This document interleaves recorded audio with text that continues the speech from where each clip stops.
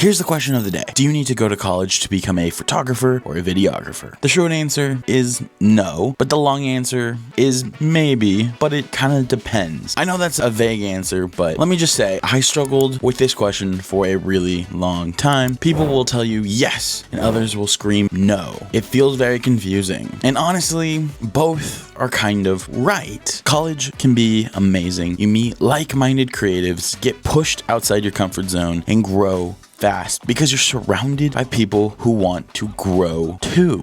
But if you don't go to college, you can absolutely learn everything you need to know from YouTube and doing it yourself. Experience is a great teacher, and you gotta light that fire under your own butt. There is no one telling you what to do and what is the next step for you. In college, there is a teacher pushing you, telling you this is your project for the week, and there's something that kind of pushes you along. While if you don't go to college, you have to do that pushing for yourself. But that's where you build resilience. You build a fire to learn. And I'm not saying you can't do that in college, because honestly, that's where I got a super huge passion for making things with my friends. In high school is where I started really falling in love with photography and making videos. But a lot of it was by myself. I didn't really have a lot of friends that loved doing that kind of stuff. So it wasn't until college that I met people that loved the same thing as me and were really passionate about making it their career. And honestly, this was one of the best moments in my life because I met people that had the same drive, the same love for the art of making things with photos and videos. But I can also tell you that after college, where I am now, is where I've also learned a lot as well. Because I felt like in college gives you that safety net where it feels like you don't have to learn because you're in school and they're gonna teach you everything. But here's the thing, when you're by yourself, you have to do it all yourself. You have to find the clients, you have to learn the different techniques, you need to learn what you need to learn. And that's all on you. That's where it all comes down to. There's so many different types of people, and there's different paths for each of us. There is no one size fits all, and that's the hard answer to that question.